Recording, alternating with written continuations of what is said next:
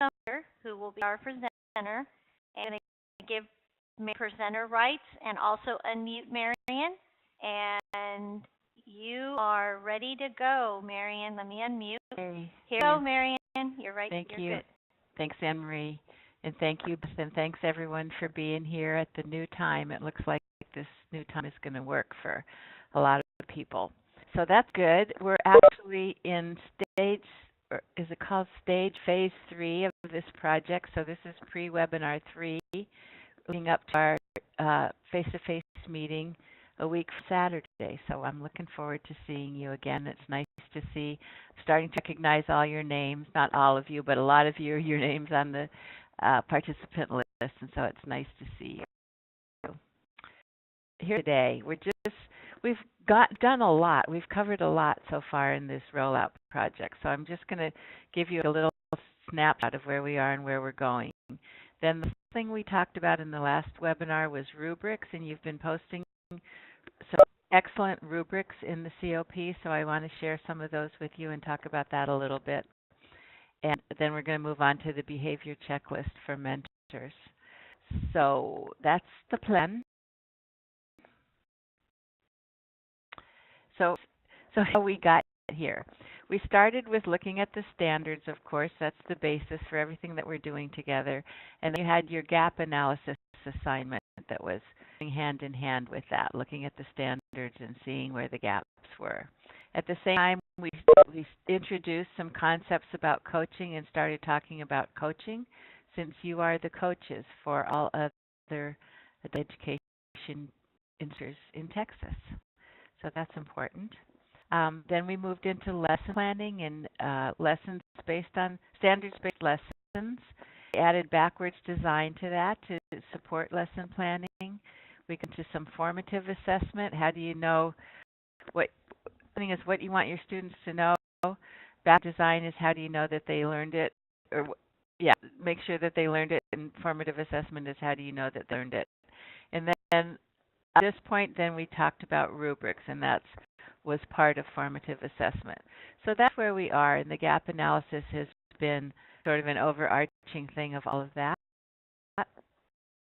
We're moving into where we're going from here. So now that you've completed your gap analysis, you're working on filling in the gaps, and so that's related to curriculum. We're going to talk about that a little bit next Saturday. And also more about coaching, because this next 6 months, I guess 5 months left this project here, it's going to be really focused on your work with your teachers.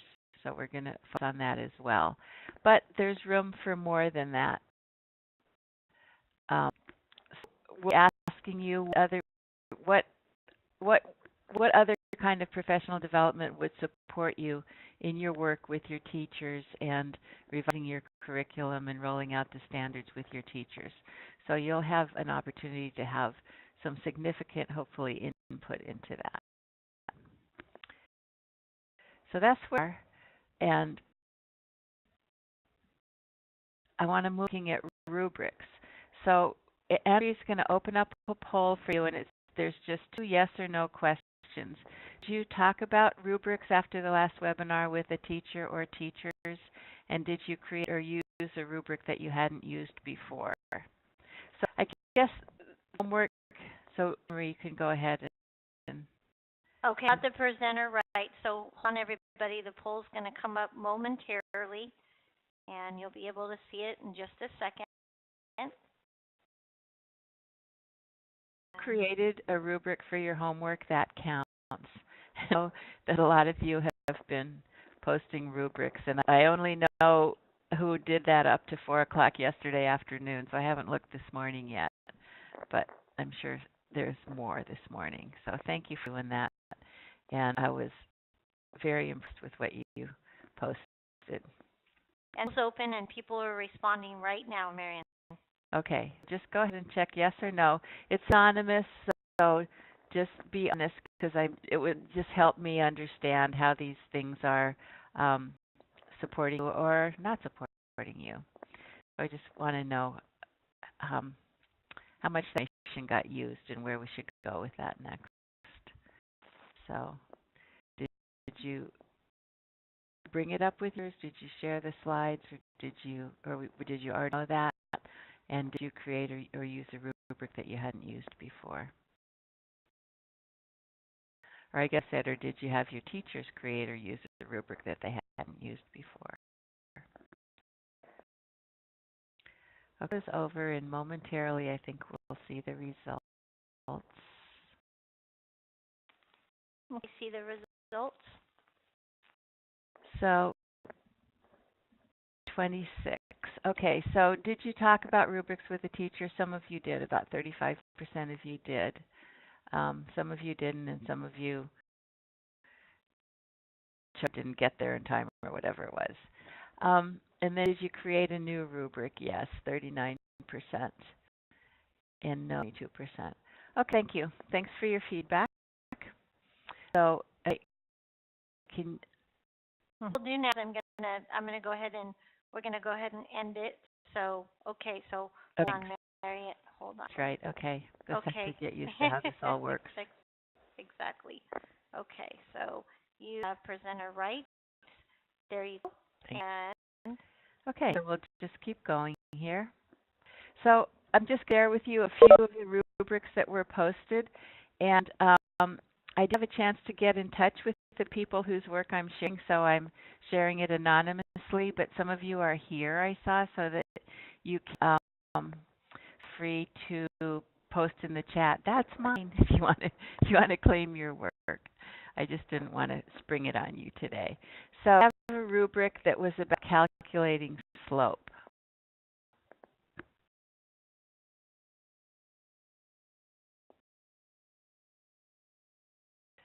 As the proficient descriptive student can successfully identify and calculate the slope of a line from both a graph and given coordinates.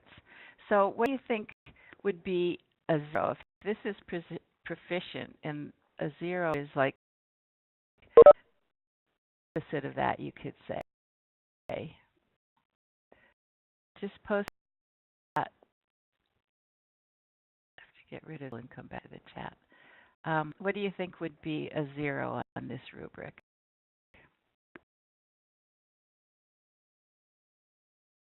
Make sure you're posting to everyone as you write in there.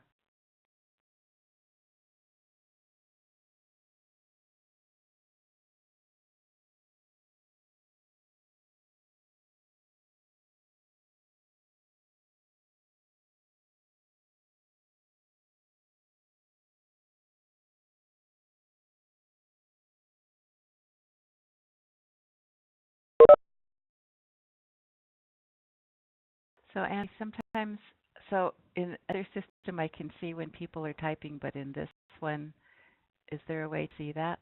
no, only when Okay. it comes up. Only when it finally comes up. And if you X out that little polling down there, it will close that pod for you. Okay. Just X out of that so it doesn't distract you. X out of it. Okay, thank you. Just exit and hide it. Okay. Okay. Oh, Angie, thank you. Student cannot identify or calculate the slope of a line. So basically the opposite. Student does not understanding of slope and cannot identify or calculate. Tammy, thank you. Person put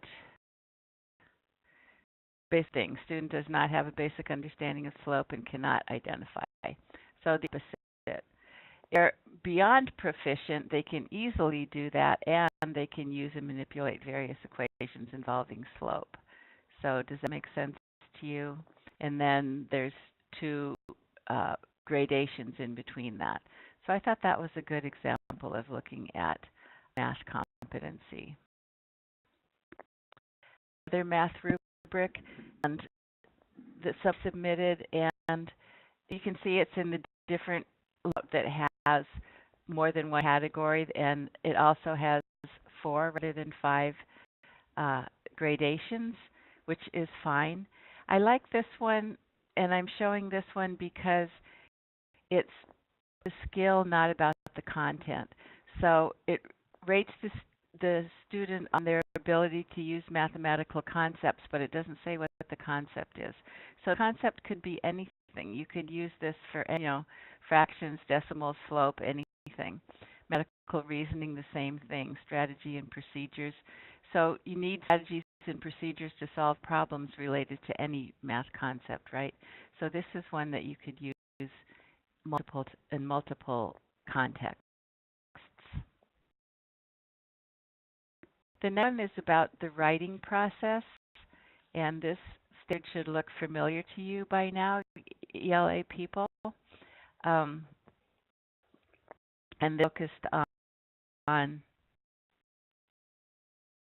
if I can get my slide to go forward. This one focused on well-organized paragraphs, so organizing your writing. So it looks like this, and the efficient definition is uses an identifiable organizational plan. So the not proficient, the opposite of that, fails to organize ideas or fails to use an organizational plan.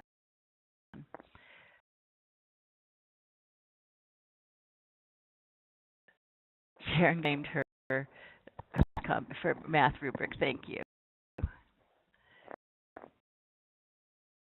So for this, for writing organization, what would you put for exceeds proficient? What do you think would be using an identifiable organizational plan? How would you recognize somebody that's uh, that down and their organization is very clear? And give a minute to think about that and write.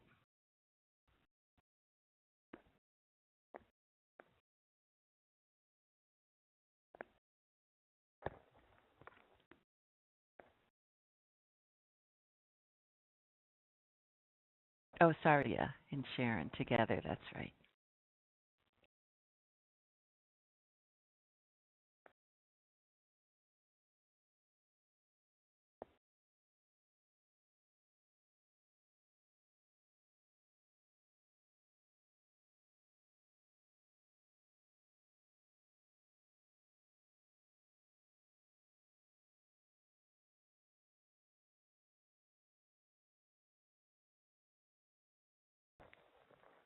Ask question again. Okay, so what would you write for level 4? Level 3 is used as an identifiable organizational plan. What would you write for level 4? Exceedingly proficient in organizing your writing.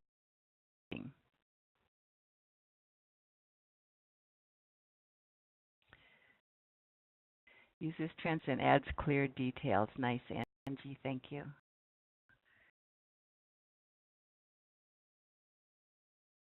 Okay, so this person said establishes a clear and logical organization. So not too different, but just adding clear and logical, and then we have another level in between. So I thought this was a nice example also. And this was actually part of a larger rubric like this one that had a number of different things that were being assessed. So I just pulled out the organization one.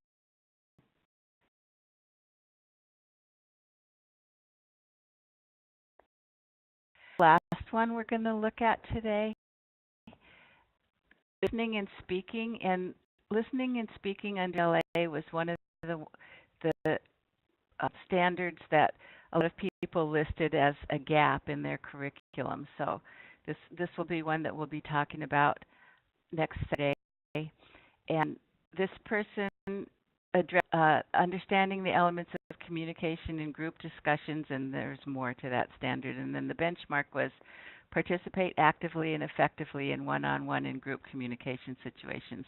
And I don't know about you, but I hadn't seen this really spelled out so clearly this way before, so I found this one interesting. So a person who participates appropriately and proficiently in a group discussion, what do? They actively listen most of the time. Maybe their attention strayed once or twice, but basically they're engaged. They contributed at least 2 helpful comments, questions, or ideas. Spoke clearly, but not necessarily concisely. They remained on task, and they were somewhat respectful to group members. So hopefully they were respectful to group members. So then The Z would be kind of the opposite of that. Did not listen to most speakers or pay little attention in discussion, contribute no helpful comments, actively distracted others or introduced subjects off topic,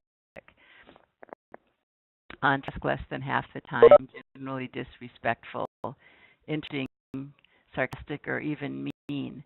So this gives a really clear picture of what is good participation and what is not so good participation. And I could see, I don't know about you, I could see giving this to students, like we're going to have small group discussions or we're going to have a large group discussion, and this is what I'm looking for. This is what we're looking for as good participation in a group discussion. It really makes it very clear. Like reading this, you have a very clear picture of what's expected. Um, and the excellent participant actively listens to every speaker, contributes three or more helpful comments, speaks clearly, very respectful, remains on task throughout, and diplomatically keeps others on task. I had to laugh when I read this because I thought, well, that's the teacher. If you have that person in your group discussion, you're lucky. That's great. You guys too? Well, I picked two of yours. Yes. Um, and then one is kind of in between there. So if you have something like this, if you've used something like this before, have you used your rubric before for assessing group discussion? Or does this look like something you could use? All of these are posted in the COP, so they're all available to you. Just going to get a bit of feedback on this one before we move on.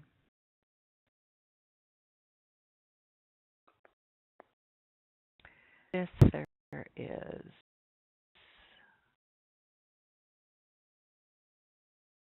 Oh, I can't.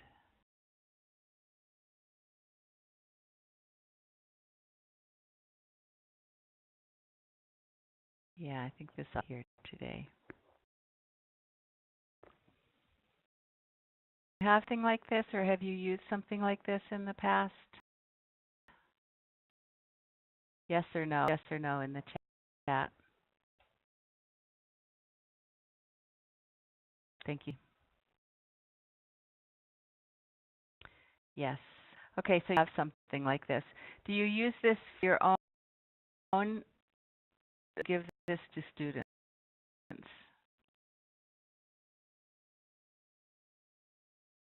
So just type for the students in the chat. Thanks, Denise, Ryan. Thanks, Felicia. Okay, both. Good. Good. So that might be something that's useful for you.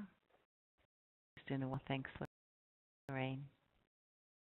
We're going to move on to the behavior checklist for mentors. So that was just a quick review of rubrics. See, doing for time, I'm right on there. So I posted this in the COP. I don't know if you had a chance to see it before. It looks like this. You can download this from the COP and take a look at it. I posted this so that you could take a look at it before the web you wanted to, and look at how much, there's a lot of things on here, a lot of items to talk about. And obviously we're only going to talk about basically two of them today. And at the end, I'm going to ask you to go to this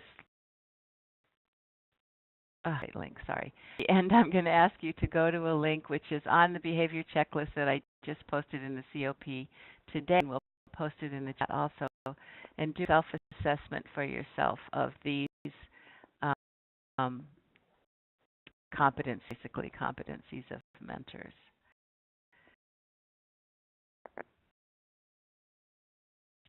So some of these.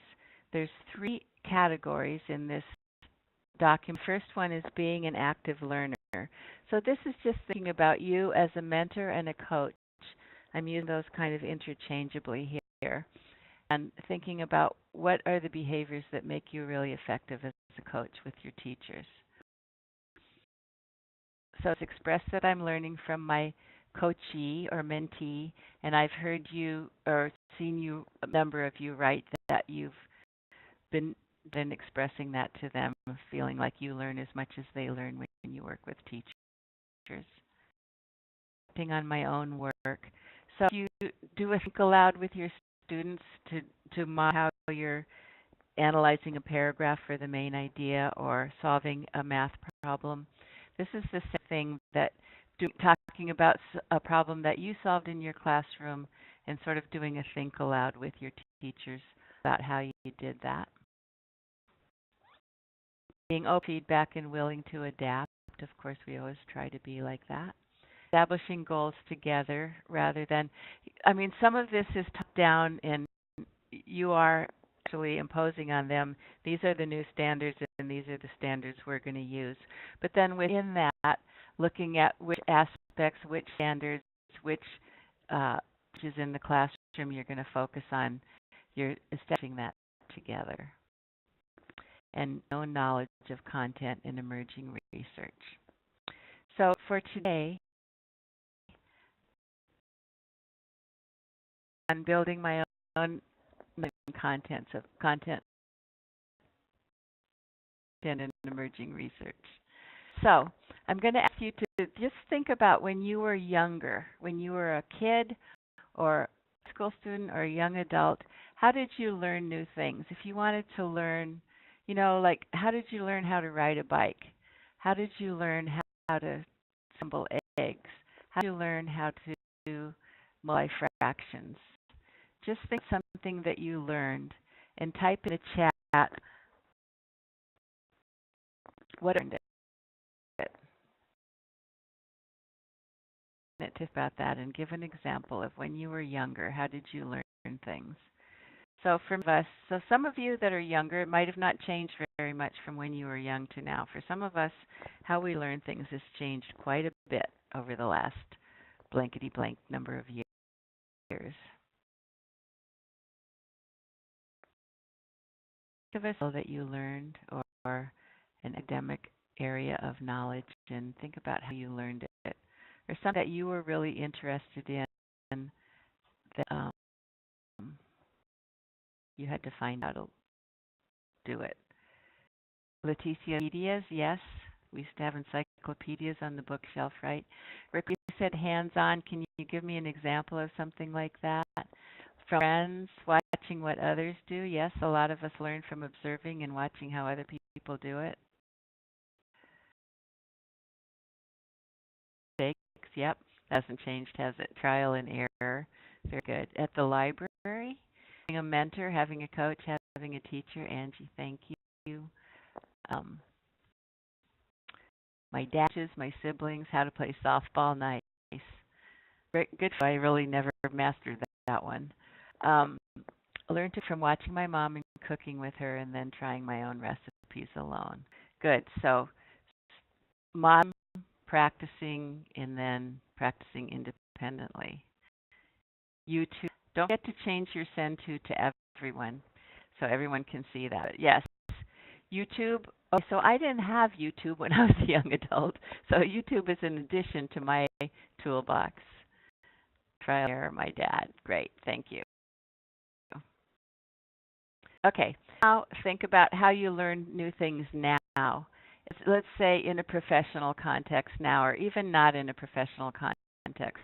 We want to learn something about garden that you don't know. How would you learn that now?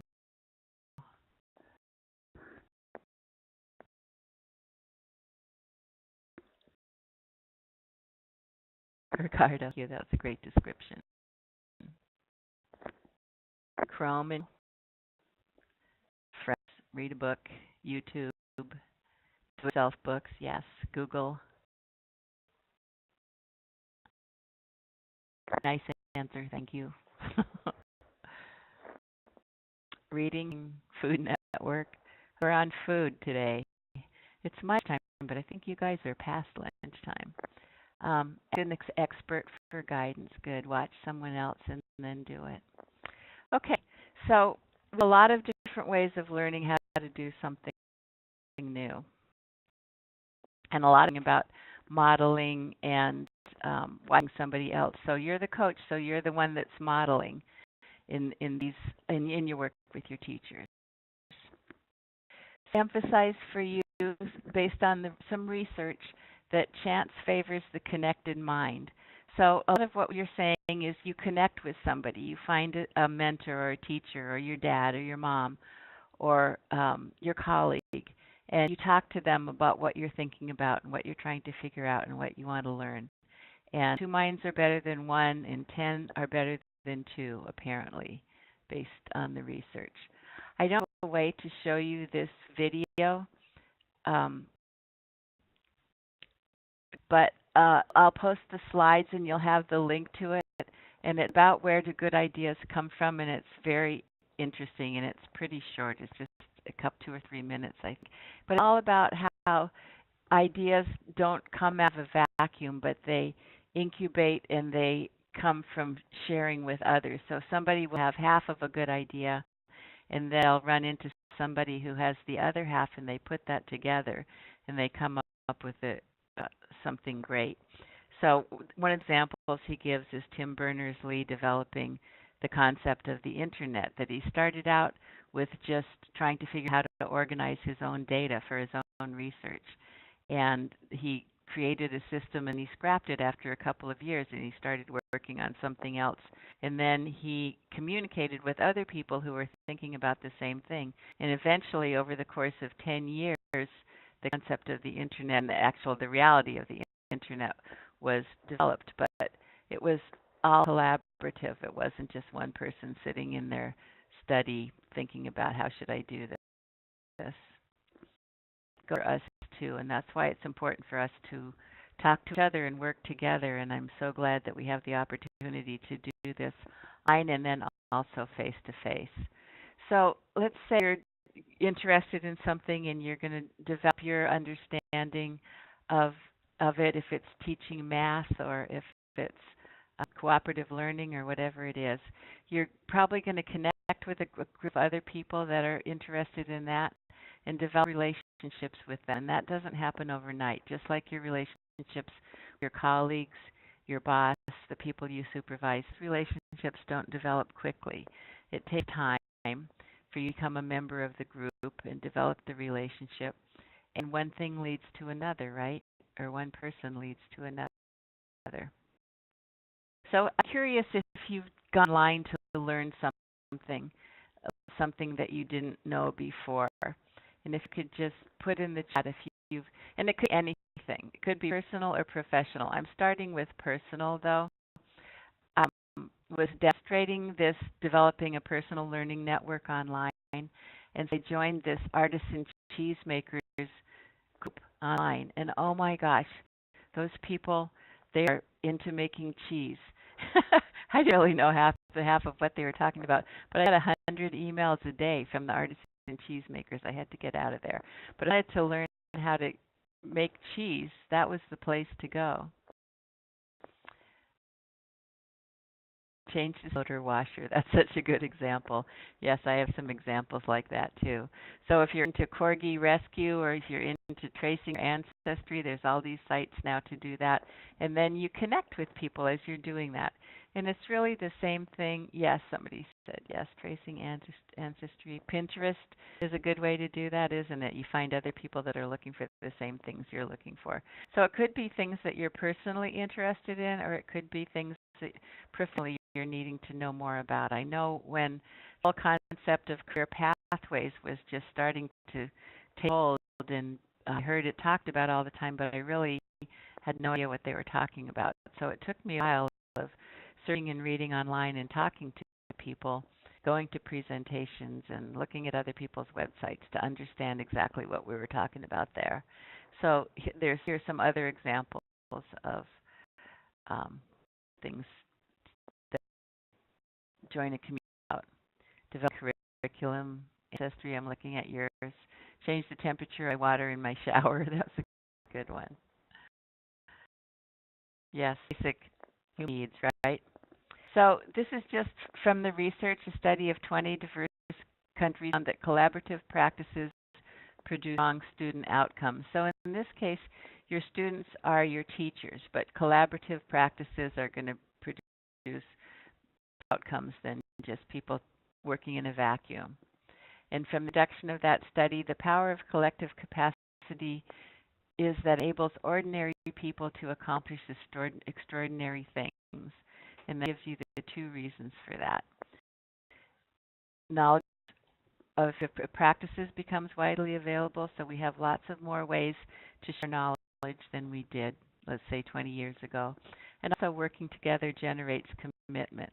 All of you coaches that are in this group, you're working together. You have a commitment with us and with TCOM and with the Workforce Commission to do the work, do the readings, complete the assignments, work with your teachers, turn in the required documents, and so generates commitment, right? So working works the same way.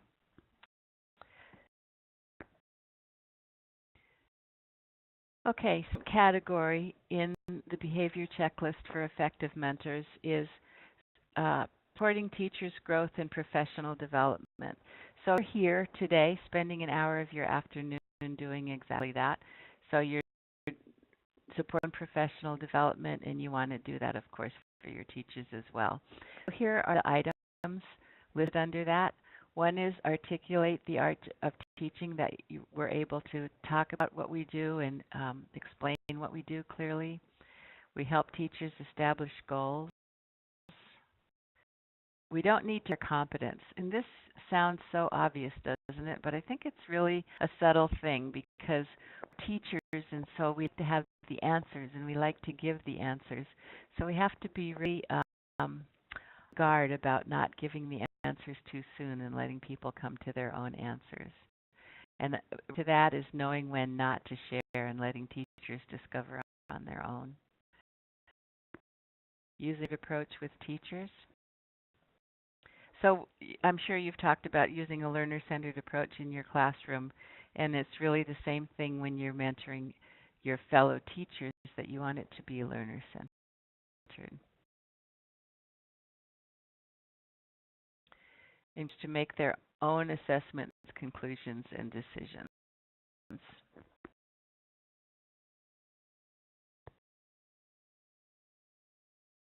And set expectations, and of course building on strengths. So I focused today on using a learner-centered approach with teachers. So just off that, what does that mean to you? If you think of a learner-centered classroom, what are some characteristics of a learner-centered approach?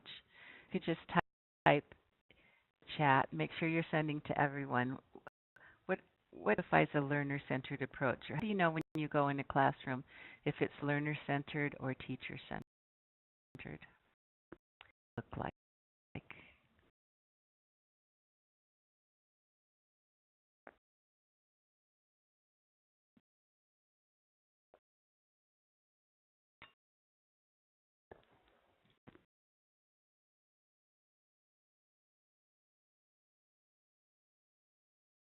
The learning, the discussion through discussion and activities. Good. Lots of participation. Students are collaborating with each other. Students are, whether it's interactive, they're answering questions, are engaged and participatory, it's inquiring. Students are board participating, taking the lead, and the teacher is facilitating. Excellent. And it's relevant to the students. It's based on their needs, right? Not just the teacher's needs. Focusing on students' needs rather than those of the teacher. Projects or lessons that help students rather than focusing on what teachers want them to do. Excellent. So you got this. Okay. So let's look at some that we have here. We'll probably talk about all these. So so I'm translating this from the classroom into your relationship with your teachers that you're coaching. So centered, the focus is on you. Here's how I do it, and watch how I do it, and then I'm going to tell you how you should do it, as opposed to focusing on the both of you together or all of you together. Coach, the teacher listens, just like I'm sitting here talking to you, and you're mostly listening, but I appreciate that you're typing and communicating. in teacher centered, the coach models, the teachers interact with the coach and with maybe with each other. The teacher in teacher centered, the teacher works with you or in pairs. Could be alone also depending on the task. It doesn't it's black and white, but allow looking at yours. Allow side areas to work on. Students feel safe to respond. Yes, that safety is really important, isn't it? Student addressed. Good. Thank you. Okay, more. So if it's coach-centered, they're asking the questions and you're answering. You're like the font of wisdom. It's a hard thing to sustain, isn't it? It's okay for a while, but it's pretty hard to sustain that. But in reality, it's much more effective if teachers are finding their own answers and they're using you as a resource. And you can just make suggestions, like maybe read this article, or maybe to that teacher over there who's really good at that. We don't have to have all the answers. Choosing the topics, we let the teachers choose the topics. We talked about that. And then us evaluating effectiveness, they are going to evaluate their own effectiveness and ask you for feedback. So great. We have your understanding of that, and that's one of the important measures.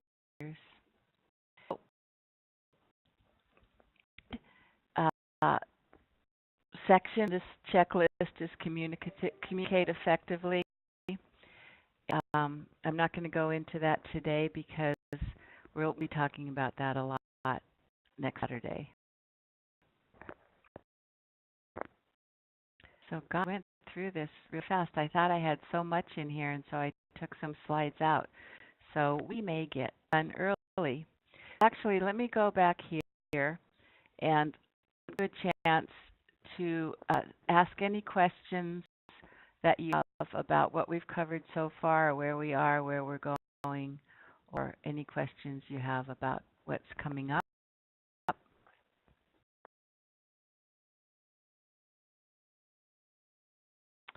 Sure, you put a rubric on the COP. I've really appreciated looking at those, as you can see. It's hearing not just with us, but with each other, so that's great. Marian, would you like me to put the link in the chat pod from what you talked about No, earlier? we'll talk about that in a minute, Anne-Marie. You are? Okay. Take a pause right here. Okay, so got it. I don't think it'll make sense right here. Okay, got it.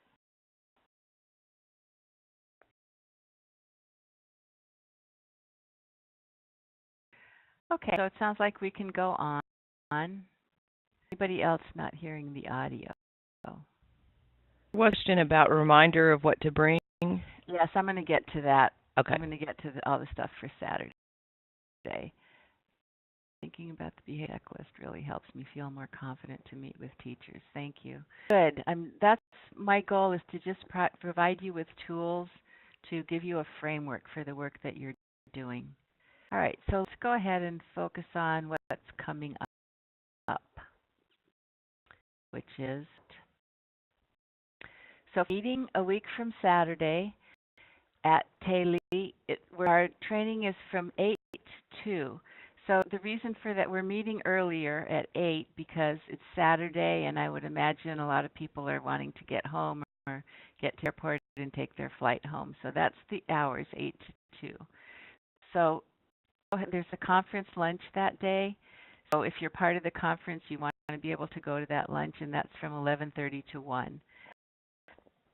So it'll be a little bit shorter time than we've had in the past. Asking you, because of that, to check out of the hotel before you come, before 8 o'clock, and late checkout, and you can check out after 2, because we're not going to take a long break in the middle. A long lunch if you can check out at 11:30. So first things we're going to do on that Saturday is share resources. So you've completed your gap analysis. It's turned in. The people who are reading it are looking at it, and a lot of a good broad picture of where the gaps are overall. And the next task after that is to start filling those gaps. And filling in those places in the curriculum that haven't been being addressed or haven't been being fully addressed.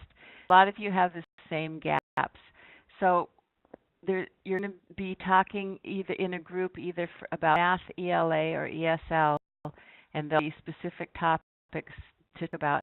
So if you could either bring your gap analysis or bring just information about what are the gaps that you found and what resources are you looking for, and also what resources have you found already, because you're going to be spending some time sharing those resources with each other so that you'll walk away with a rich list of what people have found to teach research skills or financial literacy or speaking and listening or participating in a group, teamwork, whatever it is. So we're looking forward to collecting your resources, so I hope you will bring your ideas, and we'll be taking notes in each one of those discussions, and we'll come out with a good list. Makes sense, and I hope you can remember to do that. Ending assignment, and that is, it looks like this, and I posted it last night in the COP. It's in the Mentoring Guide for Teacher Induction. So this is about mentoring beginning teachers, but it's really applicable to mentoring any teacher who's learning a new concept.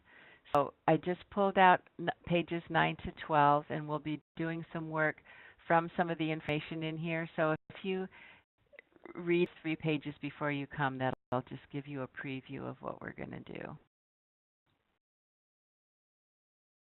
Bring your cards if you would, as we always ask you, and as you always do. And that's the thing.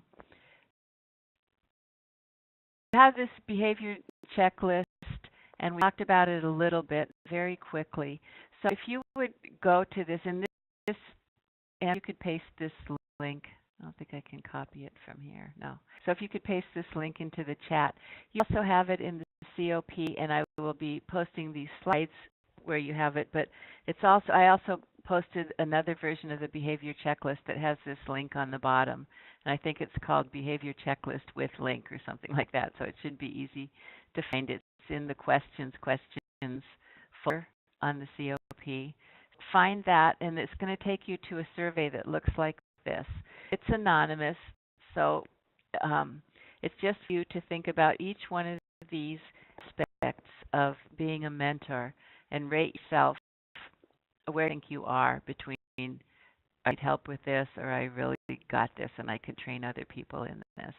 And so that's going to give me a collective view of where as a group we feel like our strengths are, and where as a group we feel like we could use some more help. Because we are going to have, after the training, there's 4 more webinars after that. And I think we talked about in November. Some parts of those will be some of you sharing your work in your school agency with your teachers that you're coaching, but then some of it can be more resources and related to some of these things. So I'd like to see which ones of these are most important to you. And it's pretty quick. You're going to go through it. There's a page for each section. It's going to take you maybe 10. So we appreciate you doing that before next Saturday if you can.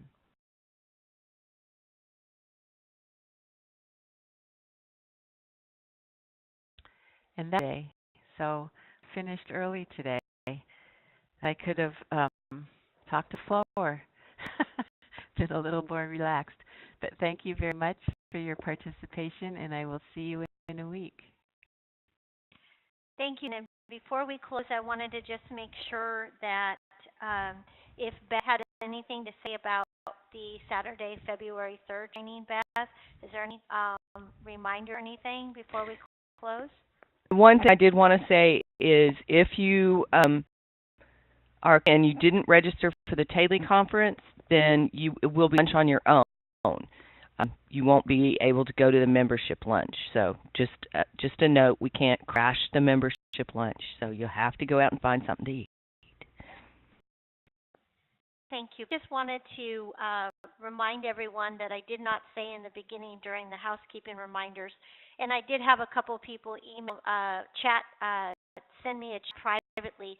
But if you have people sitting next to you right now that did not register or didn't come into the webinar, or maybe they registered for the webinar but they didn't log on to the room like you all are, just send Beth and I a note, please, so that we make sure everybody gets attendance for attending today. So that's very important. Either email Beth or myself if you have some people sitting. I know that the far west, there's a couple people sitting together and they sent me a chat. So thank you, Mike, for that. So just FYI there. And Marian, thank you so much. See you soon. We will go ahead and keep the room open here for just a few minutes like we always do if there's any last minute questions. If not, we will see you at Taylor. Take care, everybody. Bye.